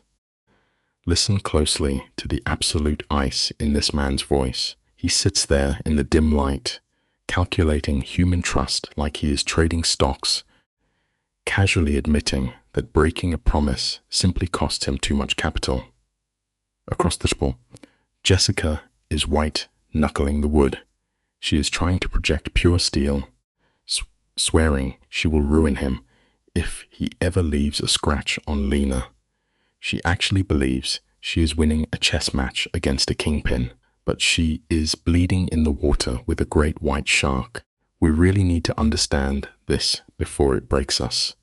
Setting a furious, emotional boundary. With a pure narcissist does not build a wall to protect you. It just hands them a fully illuminated map of your deepest vulnerabilities. Keep your boundaries quiet, because loud threats only teach them exactly where to strike. But you and I are about to see something completely unexpected. Jessica leans dangerously close, threatening to drive all the way to Connecticut just to tell his mother exactly what kind of monster she raised. For a fraction of a second, the mask slips. Adrian actually loses his grip. His eyes widen in the shadows, and then he just starts laughing. It is not some theatrical villain laugh, but a raw, genuine break in his armor. He whispers that it is the most brilliant threat he has heard in 15 years, confessing his mother still thinks he flips real estate. It brings us to a strangely comforting truth. No matter how deep into the darkness a person falls, they still carry that heavy core of shame. We all want to hide our true shadows from the people who first held us in their arms. The heavy cafe door swings shut, leaving a ringing silence in its wake. Jessica is gone, and now Lena is completely isolated at the table with an absolute apex predator. She nervously stammers out an apology for her friend losing her temper. But Adrian simply waves it away, leaning back into the cold shadows. He murmurs that being threatened is honestly a refreshing pace. It is a terrifyingly smooth display of power, making him appear completely untouchable. Lena lets out a shaky, relieved laugh. But look closely at his face. He is not smiling back. He is sitting perfectly still, analyzing the pitch of her voice, is studying exactly how she breathes when she is scared. Please remember this. A good man looks at you to build a bridge. A predator studies you solely to find the exact stress points needed to collapse your heart. This is the exact moment the isolation phase begins. Adrian casually checks his watch and mentions he is leaving town for 5 days on unnamed business. He is instantly cutting off the supply of his attention. When Lena asks if he is going into danger, he punishes her with total, suffocating silence. He just slides a crisp, unmarked white card across the wood, 10 numbers. He tells her to call it only if the absolute worst happens. He just planted a ticking time bomb in her chest. She is going to spend the next week suffocating on pure anxiety, wondering if he is dead or alive. It is a brutal reality we see too often. When someone intentionally makes you panic over their survival, it is a calculated setup. They want your emotional battery completely drained, so you have no strength left to walk away. He locks the cage with one final, devastating whisper. After completely destroying her peace of mind, he promises to take her to a quiet dinner when he returns. He murmurs that needing nothing from her is very different from wanting her. It sounds like beautiful poets, but it's pure poison. Lena watches his dark coat disappear into the city fog, entirely ignoring her own phone buzzing on the table. She does not even answer Jessica, the only person who actually tried to save her. She just stares at that terrifying white card. Stick with me here, because this is where the tragedy takes root. The absolute saddest part of human nature is how quickly we will abandon our truly loyal friends, just to chase the feverish high of making a dangerous person finally look our way. Picture the absolute torture of this waiting game. 5 agonizing days of dead silence. The shadows in her apartment feel heavier, the blank white card on the counter radiating pure, concentrated dread.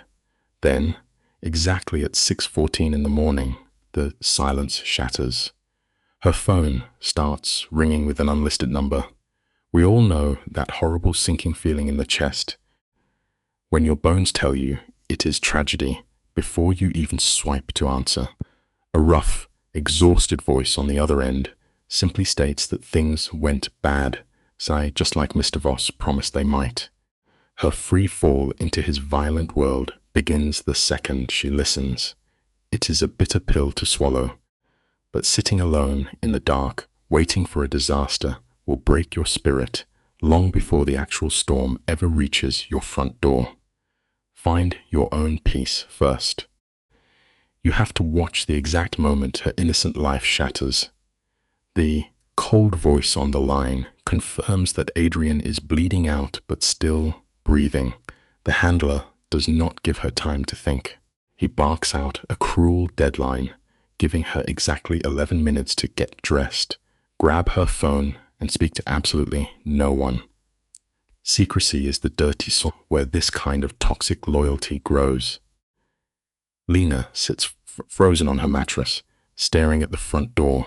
She knows deep down that crossing that threshold means walking into a violent, unpredictable nightmare. This brings us to a very heavy truth. The minute we willingly trade our own quiet safety just to pull a broken person out of their own self-made wreckage, we are signing a contract to live in the dark with them for the rest of our lives. She is moving through her apartment like a ghost, following these insane demands without a single second of rational thought. She leaves her warm, safe reality behind, pushing down the screaming instinct to just call the police or beg her friends for help. Down on the freezing street, a man with dead eyes opens the heavy door of a black sedan. As she pulls herself inside, the door slams shut with the suffocating, metallic thud of military-grade armor. Lena stares blankly through the blacked-out glass, her voice caught in her throat. She has completely surrendered her agency to the chaos. She is locking herself inside his cage. It is a painful reality check, but the absolute hardest prisons to escape in this life are the ones we willingly hold open and calmly walk into all by ourselves. Trapped inside this rolling iron tomb, the tension finally breaks her. She demands to know the truth. The driver stays quiet for a beat, then delivers the crushing blow. A deal ended in a gunfight, and Adrian took bullets deep in his chest. He bluntly states that hospitals are not an option. Then he deploys the ultimate emotional hook. He tells her Adrian has been whispering her name ever since he opened his eyes. You can actually see her savior complex ignite in the dark. You and I have probably seen this exact illusion before, believing that a terrifying, untouchable man desperately needs your healing touch gives you a false rush of power. It can completely blind you to the terrifying reality that you are entirely at his mercy, trapped behind locked doors. Her panic is rising so fast, she can barely draw a breath. She presses her hands to her knees, desperately trying to practice the slow breathing techniques her mother taught her. But logic cannot stop a crashing wave of pure survival instinct. As the armored car rolls into a hidden underground garage, the driver turns around with a chilling command. He tells her Adrian is badly mangled and orders her to swallow any visible look of horror when she sees the blood. Take a moment to sit with how deeply twisted that is. She is being forced to shut down her own natural human empathy just to protect the fragile ego of a violent criminal. This is a blinding red flag. When you have to bury your own genuine fear just to comfort the person who dragged you into the nightmare, you are losing your soul. This concrete bunker is suffocating, thick with the smell of copper and adrenaline. Armed men and a trembling back alley doctor are moving in chaotic circles. They treat Lena like she is completely invisible, just another shadow in the room. No one asks Inux for her name because, in their brutal world, she is already marked as Adrian's newest possession. They push her into a makeshift surgical room. Adrian is lying there, skin pale as chalk, his bandages soaked in a terrifying crimson. He looks like a ghost clinging to the earth. Everything about this nightmare is designed to shatter her remaining boundaries. It is a deeply uncomfortable truth about dark romance. A master manipulator will gladly use his own bleeding wounds as a hook, ensuring a gentle heart never walks away from his side. You and I need to take a slow look at this painfully tragic reunion. The guard steps back into the shadows, and Adrian locks his heavy, pitch-black eyes onto hers. The final trap springs shut. He whispers that she never should have come here. It is a masterpiece of manipulation, perfectly designed to make Lina fight to stay. She crumbles, sinking onto the edge of the mattress and pressing his freezing hands to her face.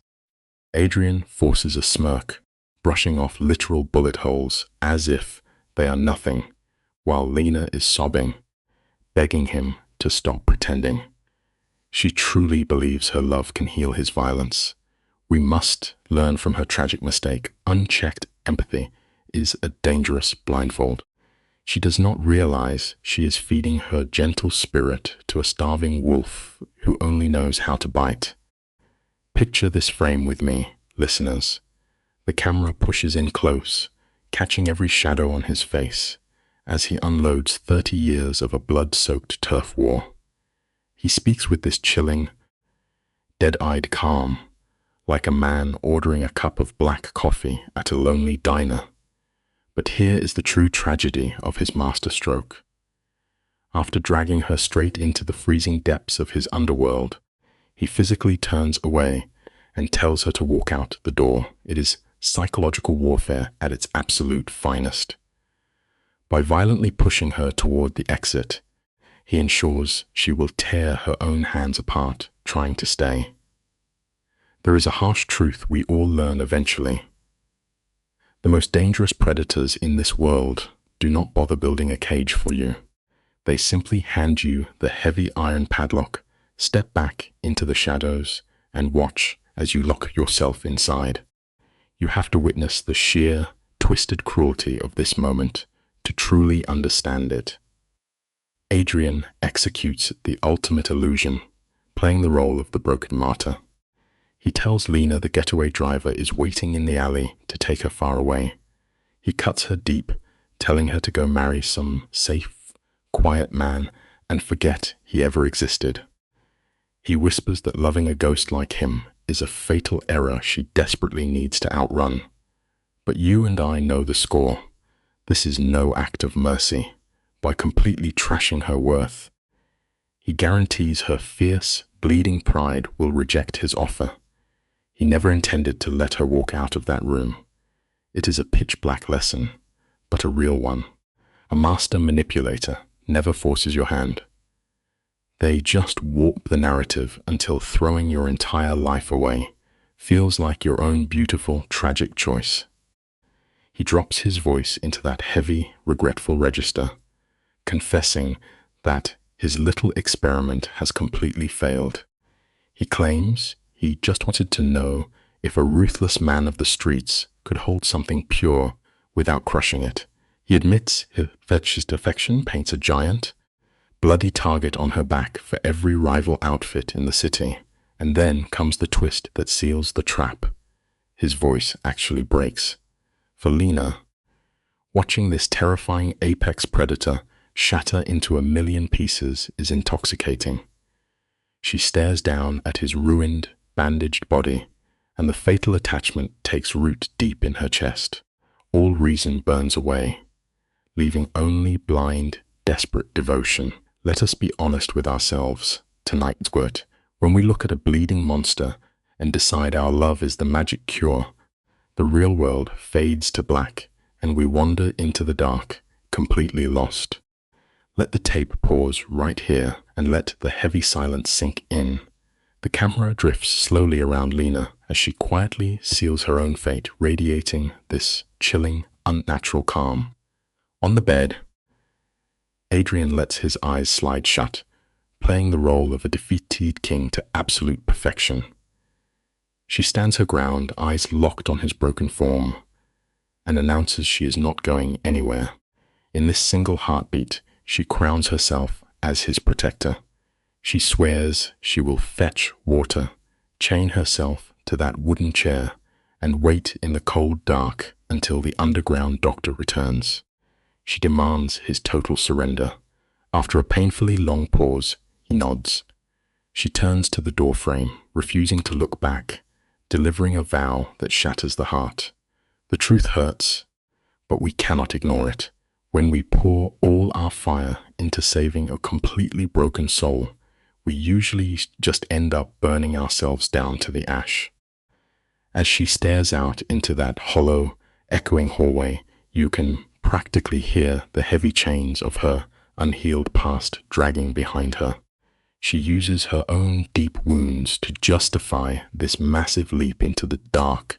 She brings up Marcus, the coward who drained 7 years of her youth and left her with nothing. She replays every cheap betrayal, fiercely promising the empty room that she is done being treated like garbage. The bitter irony is suffocating. She honestly believes that chaining her soul to a violent crime boss is her grand act of independence. She swears she will never be disregarded again. Meanwhile, on the blood-stained mattress, Adrian allows himself a razor-thin smile. The steel trap just snapped shut from the inside. It is a haunting reminder that running blindly from our old ghosts almost always drives us straight into the arms of a much darker demon. For 2 solid days, Lena drops entirely off the map, swallowed whole by the shadows of his underground empire. We all know how fast the dark can change a person when they are isolated from the sun. Marta, the stone-faced housekeeper, quietly ran her psychological conditioning. She brings hot meals and constantly whispers that Mr. Voss is a misunderstood saint, slowly placing the heavy weight of a criminal conscience onto Lena's shoulders. By day 3, the street doctor gives the green light. The drive back to the city is silent, the hands locked in a vice grip. But the very second Lena turns the key to her apartment, reality crashes the party. Her best friend Jessica is sitting in the pitch-black living room, waiting. The lesson here? The ugly secrets we try to bury in the dark will always be waiting for us when we finally turn on the porch light. Jessica is the living anchor to the safe, ordinary world that Lena is so desperately trying to throw away. The air in that apartment is thick with panic, a toxic mix of unreturned phone calls and a desperate intervention built over boxes of cold food. Jessica stands up, shaking with rage, demanding to know what kind of hell her best friend has been dragged through. But the moment the deadbolt clicks shut, Lena's tough exterior crumbles into dust. She collapses onto the worn sofa and unleashes a terrifying, bone-rattling sob. This is not the crying of a bad breakup. This is the raw, violent sound of a human mind fracturing under the weight of manipulation. Seeing her friend completely break, Jessica swallows her anger and wraps her in a desperate hug. True loyalty is a heavy burden. Sometimes it means holding someone tight, even while they pull you under the black water with them. Sit with me in this tiny, claustrophobic kitchen for a second. The silence is absolutely suffocating as Lena finally pours out the dark truth of her new reality. A normal friend would be screaming or dialing the police, but Jessica just goes numb. Her hands operate on pure autopilot, aggressively scraping dried food straight into the trash. The harsh metal screech of the fork against porcelain is the only sound in the room. When the plate is clean, Jessica leans against the counter, the light totally gone from her eyes. She realizes she cannot stop this speeding train. The crying girl from a few weeks ago has been erased, replaced by a hardened ghost tied to the mob. It is the hardest truth about love. You can stay awake all night keeping watch, but you cannot save a soul that refuses to leave the burning house. Jessica finally lays down her terms, trying to disguise her absolute terror as a fierce friendship ultimatum. You can hear the tremor in her throat when she threatens to call Lena's mother if she ever vanishes into the shadows again. It is a flimsy paper fence, trying to hold back a massive hurricane. Jessica signs her name to their tragic pact. She paints a brutal picture of the future. Police raids, glaring news cameras, and Lena crawling back a decade from now, broken and holding a baby. It is a beautiful, agonizing kind of loyalty, but offering unconditional shelter can sometimes be a fatal gift. By giving her friend a soft place to crash, she is removing the final barrier between Lena and the flames. The cold reality? A safety net does not always save a life. Sometimes, it just gives a person the blind courage they need to finally step off the ledge. Jessica promises that no matter how dark it gets, her front door will remain unlocked.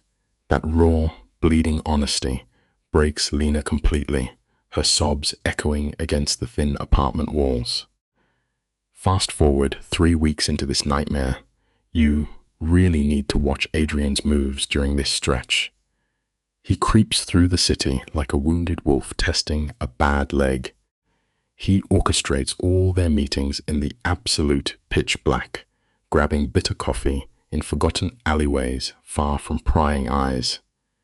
Late on a freezing Thursday night, standing under a flickering street lamp, he gives her one icy, calculated kiss and melts into the fog.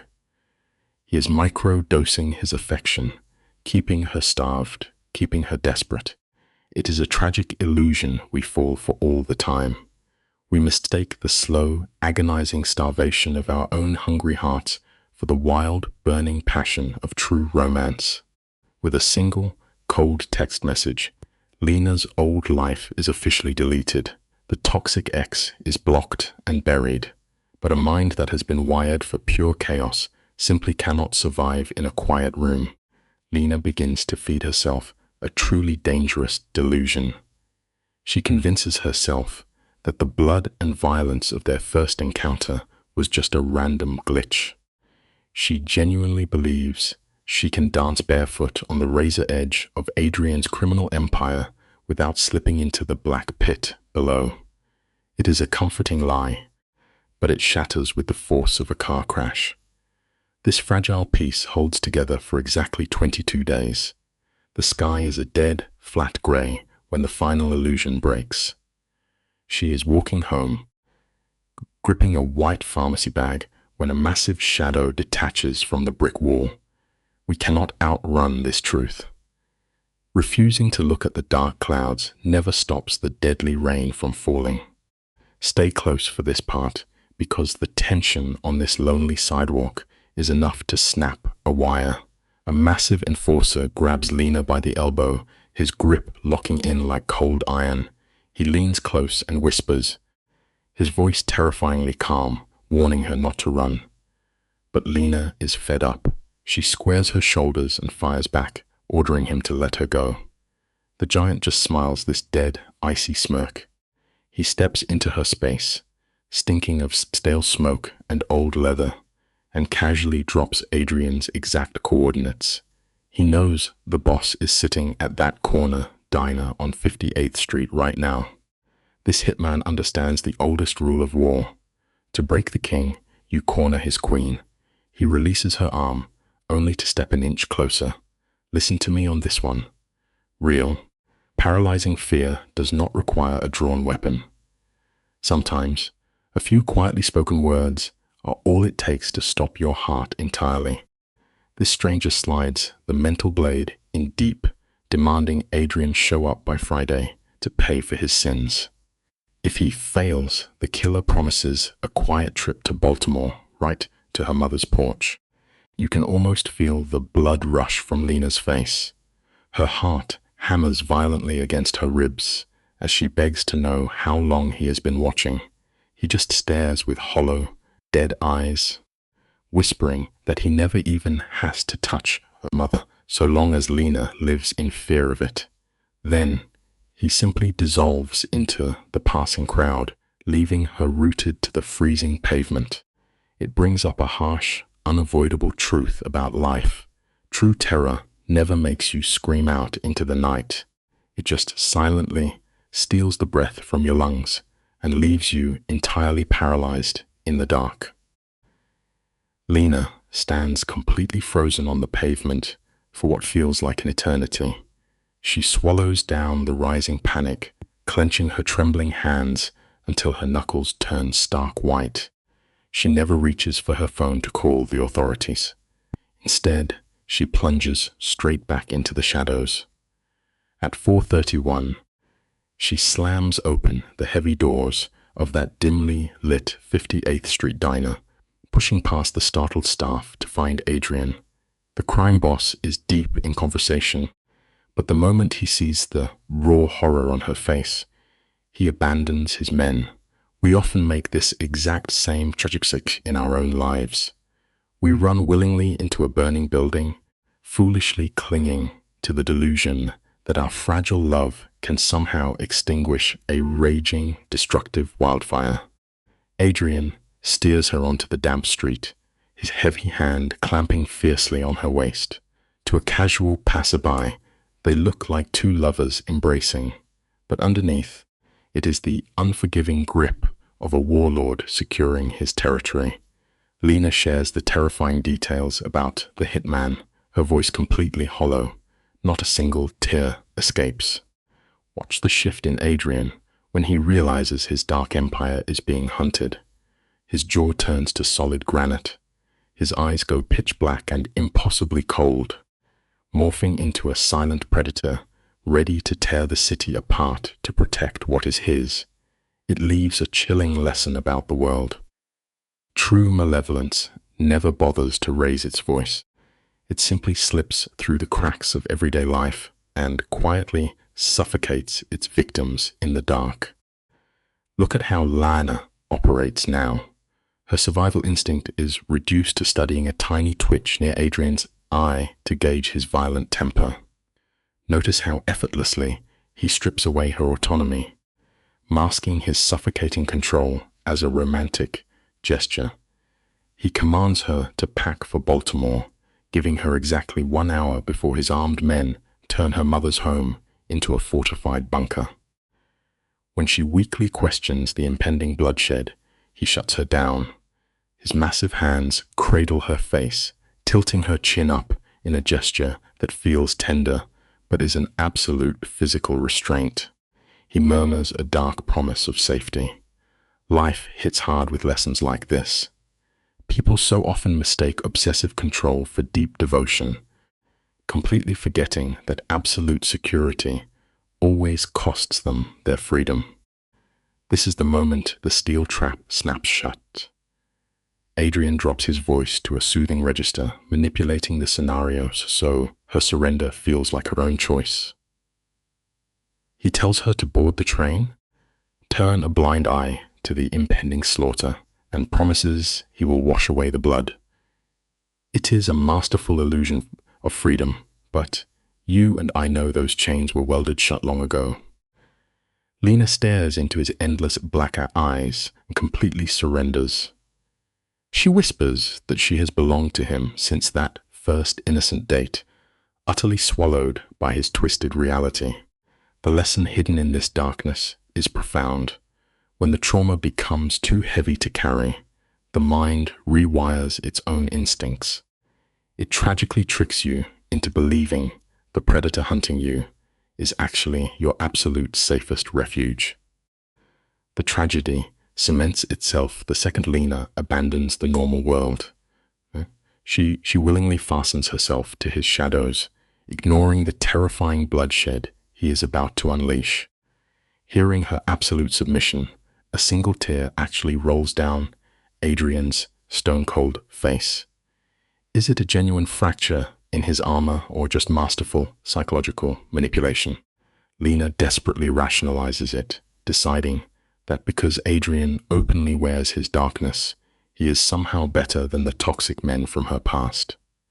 Meanwhile, for 5 long days, 2 armed enforcers sit on her mother's floral sofa, sipping coffee with an unsettling politeness. It leaves a haunting truth.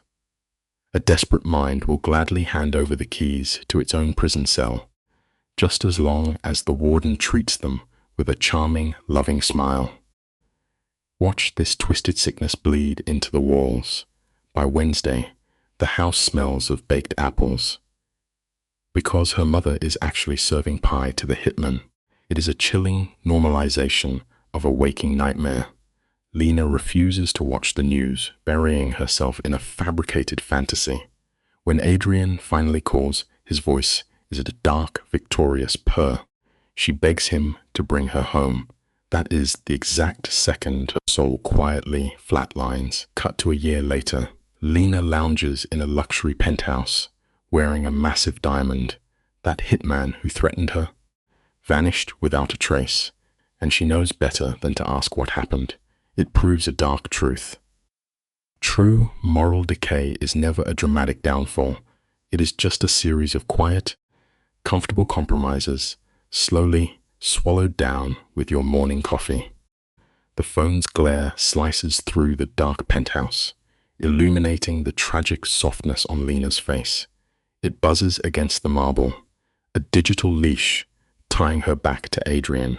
Watch her body language. Her tense shoulders actually relax. She texts back confirming she is safe, smiling at what she believes is true love. This nightmare began with a wrong number that hooked a ruthless crime lord. Now, she stares at a blood-stained criminal and sees only a devoted guardian. We have walked this dark path together, and the final lesson hits right in the chest. Our unhealed trauma will always make our choices for us, brilliantly disguising our most toxic mistakes to look exactly like a beautiful destiny.